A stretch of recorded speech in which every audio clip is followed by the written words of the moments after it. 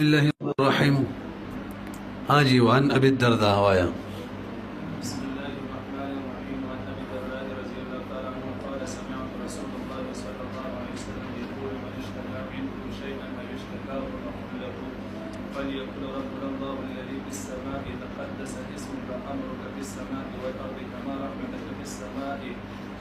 اجداد حضرت ابو الدرداء رضي الله تعالى عنه روایت دی هم دغه فصل ثانی او مغزول بیان پکې دغه مفهوم بیانوي. فرمایي ما د نبی رسول الله والسلام نو ورېدلې دي چې بتاسو کې چاته څه شکایت پیښ شي یا د یو مسلمان ورور شکایت پیښ شي نو دا کلمات وایي ربنا الله الذي في السماء تقدس اسمك. دا پوره کلمات وایي الله پاک به سړي ته شفا ورکوي دغه مصیبت تکلیف نه به بری کوي. ورته وګورئ نو دم هم ثابت شو د دم کې دوام ده. قال سمعت رسول الله صلى الله عليه وسلم يقول من اشتكى منكم شيئا. هغه څوک چې شکایت وکي به تاسو کې د څه شي شيئا من المرض څه مرض. اشتکا معنی شکایت وکي یا شکایت وته پیش شي د سی وایا. دا شيئا یو مفعول له د لمعات کې وایي او یا د اشتکا چې ده کنه دا په معنی د درد سره ده مرض سره ده او شيئا من المرض کې به دا شيئا مفعول به نه دی بلکې ما څو یو مخکې مفعول به دی کنه نه به مفعول به نه دی به مفعول مطلق دی. شيئا من المرض اشتکا معنی مرض شو او شيئا من المرض معنی مرض شو نو معنی د دوړو یو شولا. من اشتکا منکم شيئا هغه څوک چې شکایت وکي هغه څوک چې شکایت پیښ شي هغه ته منکم بتاسو کې شيئا د څه مرض وغیرہ او اشتکاه هو ضمیر شيئا تراجع دی یا شکایت پیښ شي دغه شی دغه مرض اخو له داغه ورور ته پیښ شي نو نبی صلی الله علیه وسلم دم خیدم داسې دم چای کې دعا ده فليقل نادي وي ربنا الله الذي في السماء ربنا الله الذي مبتدا ده في السماء رب زمن الله دې چې غزاد دې چې په اسمان کې دې یعنی د الله په لوی خدای اسمان کې دا مطلب دی. نور د الله جل شانو خدای او قدرت د بهر ځای کې دی. تقدس اسمک مقدس دې نوم ستا یا الله. دلته التفات وکړلو کا اسم ظاهر په حکم د غایب کې کنه تاسو اورېدلې دي نو مخکې اسم ظاهر صيغه وي نو په حکم د غایب کې وي الله الذي في السماء گویا غایب صيغه دي او سوی تقدس اسمک چې مقدس دې نوم ستا مخاطب شو دې ته التفات ویل کی یو بګي لفظ د اسم زائد دی نو چونکه دعا دا دم دې د نوم د الله پکې زیاتیږي نو بس برکات به نور زیاتیږي. امرک فی السماء والارض امر ستا چې د بچی د اسمانونو اسمان او زمکه کې دا څوک چې د چانه څه غواړي کنه مولوی سي نو عام طور باندې داغه خېګړی مخې ته کوي داغه لوی بیانې ورته داسې سړی تداسې سړی ته مخکې ما سره خېګړه کړي لہذا اوس را څه خېګړه وکا نو دا هغه صفات هم بیان کی ورسره د هغه مخکې کې میخې ګړي د احسانات دي د هغې هم تذکره کوي او بیتي نوي څه غواړي نو د هغې په وجه د هغه ښه صفات بیانولو په وجه د هغه زړه نرم شي او بیا د هغه د مخکې ورکړې تذکره وکړي نو هغه توجه هم را برابره کړي وایي زه مخکې محلومه اوس هم حالیم لهذا څه راکړه داسې کوي خلک که نه دلته هم دقه شان ده ګوره بڑی د الله بیانې امرک فی السماء والارض کما رحمتک فی السماء لکه څنګه چې رحمت ستا په اسمانونو کې دی. رحمت د الله په اسمانونو کې هم دی او په ځمکه باندې هم دی خو اسمانونو کې عام دی او ځمکه باندې خاص رحمت مؤمنانو دی او عام رحمت په ځمکه هم عام دی. نو په اسمانونو کې خاص رحمت هم عام دی او عام رحمت هم عام دی او په ځمکه کې عام رحمت عام دی وسعت كل شيء ورحمتي وسعت كل شيء خو خاص رحمت ګوره به خاص ته مؤمنانو پورې او دلته چې د کوم رحمت مطالبه را روانه ده دا خاص رحمت د څوی فاجعل رحمتك یا الله وګرځي رحمت ستا بزمکه مانی معنا خاص رحمت بزمکه وګرځي او دا مریض هم بزمکه دی نو دا روح کمانه دا ده اغفر لنا حوبنا یا الله موږ ته بخشش وکي حوبنا زموږ د ګناه مریض حوب بضم حوب تمویل حوبم دی وبالفتح حوبم دی او دا ګناه ته ویل کیږي زموږ ګناه او څوک کوئی چې زمي سره شي حوب د اهل حجاز لغت دی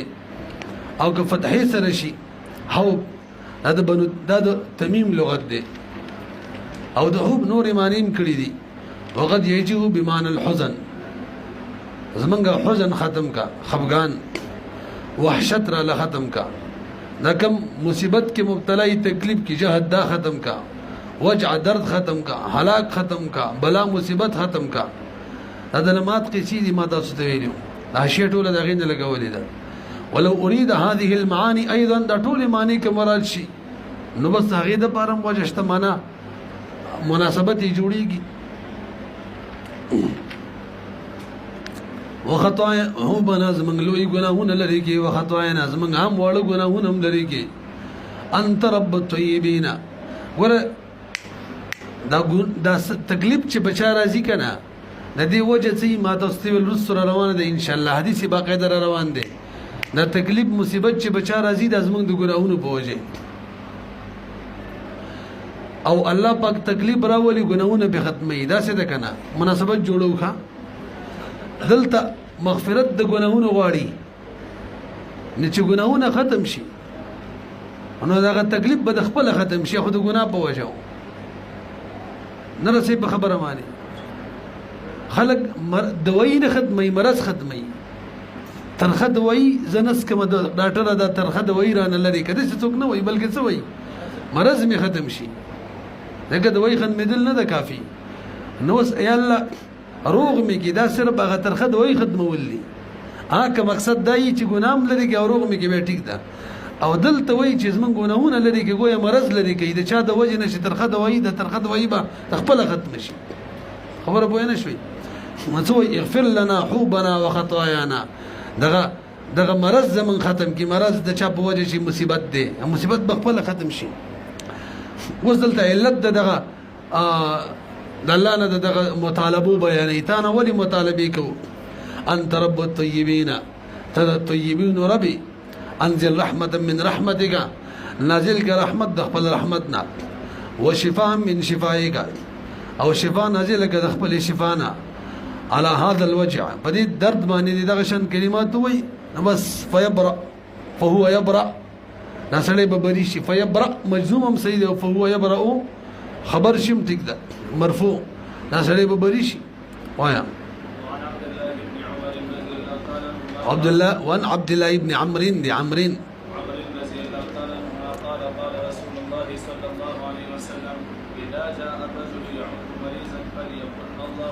برحال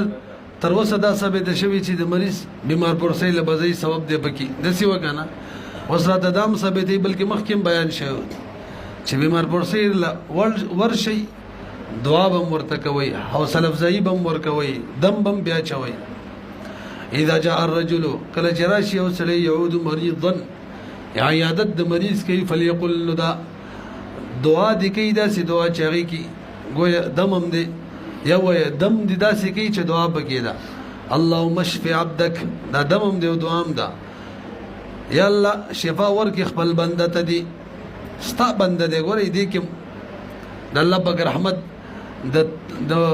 د طلب کولو یو طریقه کار دی ښا خلک وای کنه ور استا بچي دی گزاره ور سره کوا خلک وای کنه شاګرد دې مړ گزاره ور سره کوا دا خو دې گاونډي دې گزاره ور سره کوا نو الله با خو د مور نم زیات محبت کوي د بنده سره اس حد نشته زمره کوي دغه طریقه اختیاري یا الله خپل بنده ته شفا ورکا پیږي به خانو شفا ورته ورکونو د بنده به څه کوي ورپسې وسیلم ذکر کوي یا الله دې بنده ته شفا ورکا ينكأ لك عدوا زخمی کوي بستا د رضا د پرستا دشمن خلک وای مړه دي زی سره دي پزوی دي تعلیم وکاله که خده به بستا په کار راشي دقشن ينكأ لك یا الله ستا د دین خدمت به کوي جهاد به کوي جهاد یو ته وسیله کړله زخمی کوي بس ستا د پاره دشمن او يمشي لك الى جنازه او که دشمن نشي زخمی کولای جهاد نشي کولای یا الله یو بل عمل به کولای شي ستا د یو بل بنده حق خو بادا کوي کنه جنازې لبزي لہذا شفا وتورکا رسی پی وای وعن علي بن زيد عن أمية أنها سألت عائشة عن قول الله عز وجل وإن تبدوا ما في تاسو لږ ماته متوجه شي الله جل جلاله قرآن کې فرمایي برګورې لکه ټول وإن تبدوا ما في أنفسكم أو تخفوه يحاسبكم تاسو بزرونو کې چې څه دي کچری دا تاسو ښکارا کوي او کپټوي الله به سره دې حساب کوي ډېر ګرانه مسله ده هر څه به حساب کیږي موږ لکه غوډیر قصې راځي دیم الله فرمایي مې عمل سوء یجز به څوک چې بد عمل وکي هغه ته خامخا دغه سزا ملاويږي نو د دو آیاتونو ډېر سخت دي ښا پړ کې چې د څه راځي حساب به در سره کیږي یو عمل چې څه کې بدله سزا بدر ته ملاويږي دوا نو دا صحابي وای دا صحابیہ حضرت امیہ دی د حضرت عائشہ رضی الله تعالی عنها نه تاسو کړل هم د دې دوړو کې سوچ دا اورې رګرانه ده حضرت عائشہ وته فرمایي رضی الله تعالی عنها عالم صحابیہ وغه ډیر عالمه ټول دین دې نقل یقین وکړي اور نبی علیہ الصلوۃ والسلام چې ورسره نکاح کول او دمر ورکوټی والی کی هغه رخصتیم کوله نبی دې ما به دا خبر کوم نبی علیہ الصلوۃ والسلام مقصود جما نه ودا غي سره نوري به بیانې وي دې خزه کې کوالټي وا الله پاک ورته به وਹੀ خودلې و چې دې کې دا کوالټي د دین بندزدګي امت ته نقل کړي د دې جبا مسائل خاص کر د خزه ټول مسائل د دین نقل دي بالفاظ دیگر د صحابهونو کې د نبی له سلام د کور نه بار ژوندۍ نقلی کنه د کور نه دنه ژوندۍ هغه د غیب په مقابله کې کم از کم نه مداغه د دینه نقل له اسی کنه خندا وته څه وی وره په خپل به اندازه ولګي وای زه خپل مفهوم ادا کوم مړی دا تبوس چې تا کم وکړلو کنه ما د نبی له سلام نه دا تبوس کړي او دا تبوس او چې د کله نه مې کړي دی چا مرانه تر وسه دا تبوس باندې د کړي چې څه مطلب دی تر نه ولا بیره وکړه مانه تبوس ډیر اهم تبوس دی خو چا نه دی کړي پوه نه شي دی وسی مطلب څه راځي لګور شو وعن علي بن زيد عن أمية أنها سألت عائشة رضي الله تعالى عنها عن قول الله عز وجل حضرت عائشة أم المؤمنين رضي الله تعالى عنها نے تپوسو کو الله تعالی دې قول وإن تبدوا ما في أنفسكم کچری تاسو ښکارا کوي هغه چې تاسو نفسونو کې لړونو کې او تخفوا ای پټوي يحاسبكم حساب بګی تاسو سره به الله هم دا شان د دویم قول مې عمل سوان څوک چې عمل وکي بد یجز به د تبدی سزا میراویږي جزاء نفقالت حضرت عائشہ ورته جواب کې فرمایي ما سالني عنها احد ما نه تبوس نه دی کړی دی یو قسم منذ سالت رسول الله دکلنه چې ما د نبی له سلام نه تبوس کړی دی په باره کې شامره نه تبوس نه دی کړی ما ډیر ښه تبوس دی وکړو دا کېرلته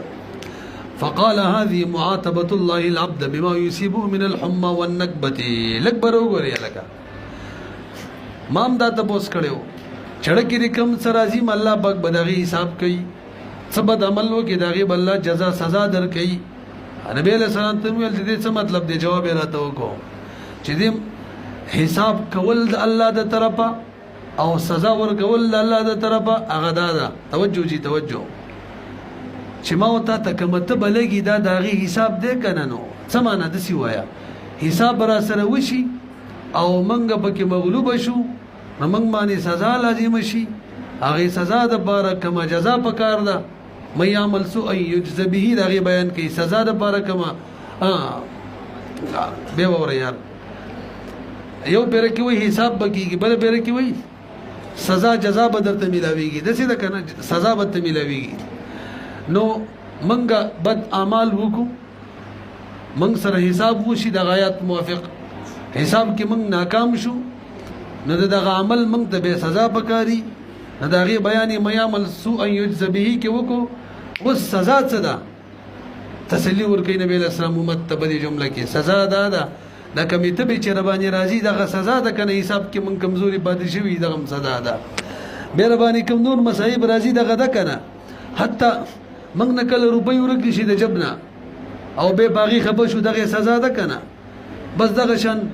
بیمارینو پلګ لګ خفګانونو باندې سزا راکې به چې وفات کیږي کنه بالکل پاکي لکه وسپنه چې د اور نه راوځي او پاکي خبره پوه شو ګوره یو دا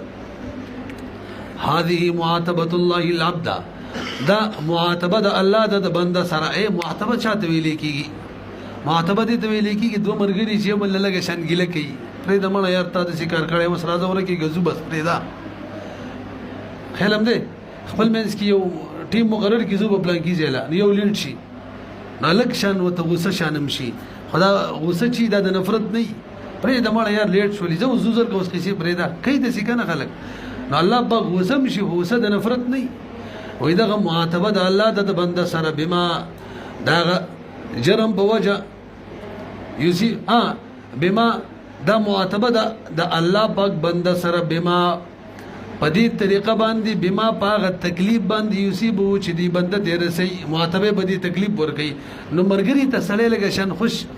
خوش کا خبره وکي پرې د مړه وسراده الله پاک دې سکارو کې چې د سی بیماری بیراولي من الحمى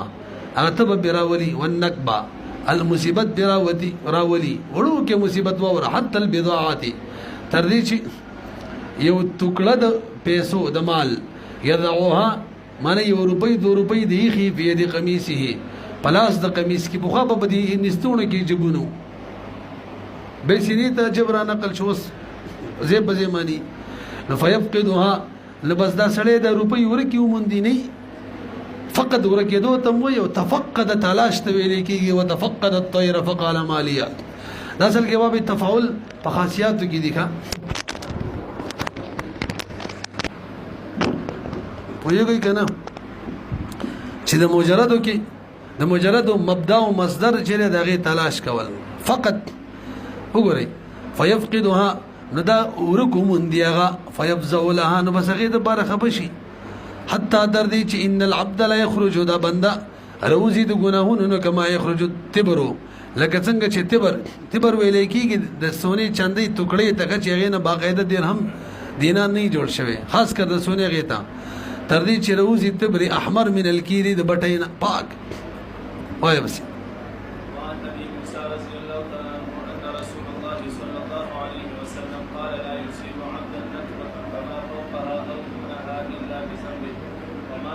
همدا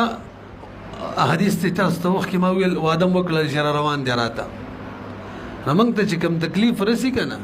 ازمن په ګناه باندې په حقیقت کې ګناه په وجه الله قران کې فرمایي وما اصابكم من مصيبه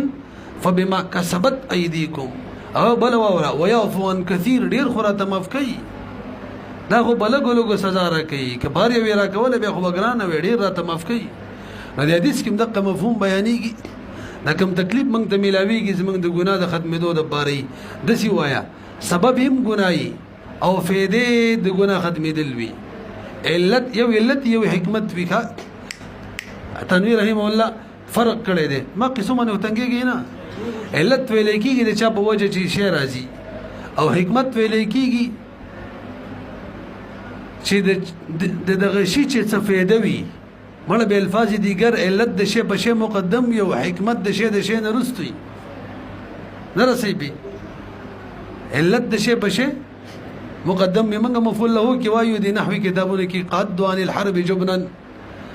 وإذا د جنگ نه کین السلام د بوزدلې په وجه نه د بوزدلې علت خدای مخ کې نه و هغه د وجه نه فعل را لقعت او بل مفعول له دویم قسم ضربته تعذيبا ادب د برمي والو دلته اوس د ادب رستو راځي وی رستو ادب راځي نو دا غول علت دی او دویم حکمت دی نو بیماری چې الله پاک راولي تکلیف دا علت هم جوړيږي یمن وجین او حکمت هم جوړيږي علت په دې معنی ګناه یادو مې د خبره مرانه کړل ګوري زمون ګناه علت وی د بیماری د پاره وسې شو او دا بیماری چې ده کنه د دې حکمت بدای چې زمنګ نه ګناونه لري کې پاکم کې اوس صحیح شو کنه فائدې دای ونبي موسى ان رسول الله صلى الله عليه وسلم قال لا يصيب عبدا نرسيږي بندتا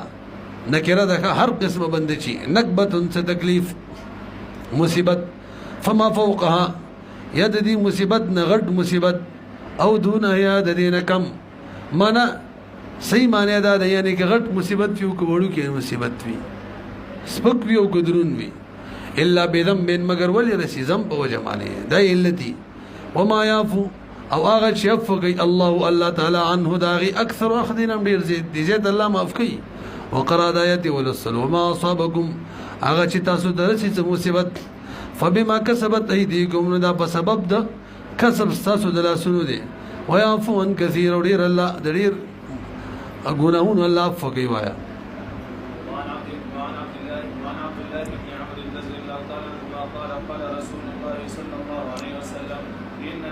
مولوی صاحب د دې حدیث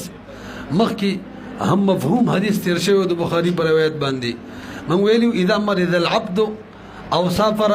کله چې وسړی مریض شي یا مسافر شي او دا د مرض او د صبر په وجه اعمال بریدي کمی چې د صحت او د قیام په دوران کې کول نو الله پاک ورته برابر لیکي ویلی مو کنه هم دا مفهوم دلته مدا کیږي وای قال رسول الله صلى الله عليه وسلم ان العبد يبندا اذا كان على طريقه حسنه کله چې په یو خسته لاري من العبادت د عبادت د معنی یو نیک عمل کوي ثم مرض بمریشي الله پاک برشتو ته وای قيل للملك فرشتو ته وای کوم فرشتي کوم فرشتي ته وای کوم فرشتي ته الموکل به کوم فرشته چې بری سری باندې مقرره شوی دا څو ته وای اكتب له مثل عمله لکد بار بمثل دا عمل اذا كانت طريقه کله چې دا د مرض او دغه شان دغه سفرنا بریو خلاص د چکم اعمال کولا ولا جاری لیکا بس نو دغه شان کوي الله کوي حتى اطلقه او اكفته الي تر دې الله وی زدا سره خلاص کم د مرض نه او اكفته یای زم کما الی ځانت یای د مرض نه خلاص کم روغی کما او یای خپاک ځانت زم کما معنا وفات کما روغ رمټ پاک سباوی د ګنا نه وایا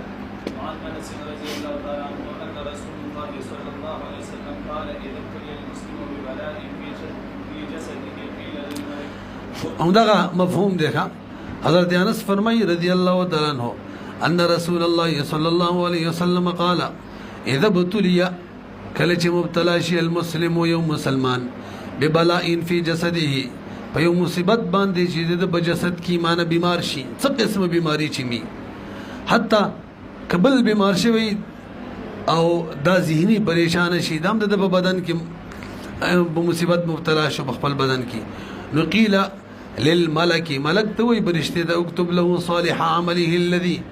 لکد د بارنیک عمل هغه کان یعملو چې کوم بد کول مخکي فإن شفاه قال او ته شفا ور کوي نو غسله وطهره بس وینځ او خي پاک رات په تفسیر دی وإن قبضه او که شفا ورنکی معنا وفات کوي نو بس الله قبضه کوي وإن قبضه غفر له بورا فإن شفاه كشري الله پاک دته شفا ور کوي معنا روغي نو بس غسله وطهره وإن قبضه کله الله اراده دی چې وفات کم قبضه کمنو غفر له ورحمه گناهونه دماف کیو ورحمه درجه او دوچتی کی بل ادوړه بیل بیل معنا خدخه کني مغفرتم د خپل رحمت دی رواه ما في شرح السنه وابس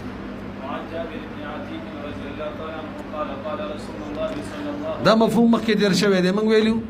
شهادت حکمی اقسام ویلو ورستو منور امراشي نور بم کې بیانېږي او جواب هم کړو کله چې لک بیان شوی دی کې نفي د نور نه ښه وان جابر بن عتيق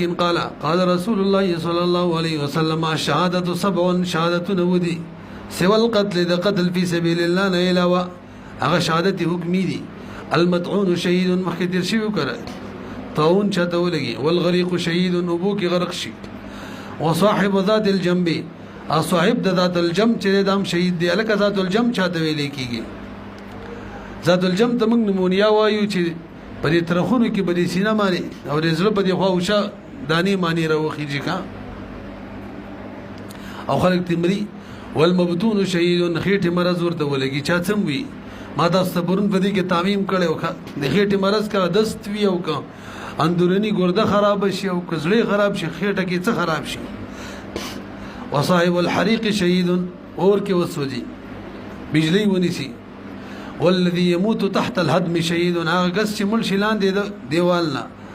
د غرزیدلو نه دام شهید دی که دیوال وی کرسي والمرأة تموت بجمع او خزه چې مړ شي په جمعه باندې دا هم شهیده ده الګ جمعه څه ته ویل کیږي جمعه معنا د جمعه او جمعه کله خزه بخېټه چې کله بچي نو بچي د دې سره جمعي نو معنی دا ده حمل بخېټه تکلیف په د حمل په وجه راشي وفات شي یا د ولادت په دوران کې تکلیف زیات شي وفات شي یا تر نفاسه پورې وینه رواني وفات شي دا ټول صورتونه چې دي دا د جمعې دی او د کې حکمی شهادت ورته ملاويږي تاسو په نه شولې وقيل ومن ماتت عقب الولاده فهي في حكمها في هذا الثواب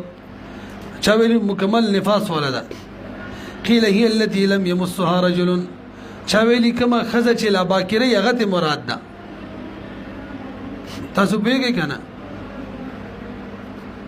ځکه هغه کې اخذ او دغه بکارت دوه لجمه دي بکارت نه ده زایله شوی حدیث کې مرضی ايما امراه ماتت کما کده چې مړ شي په جمع باندې او لا هي زینی راغله منه باکره وی دخل الجنه لنډه دادا چې بس تغنا صفي مرکز دراشي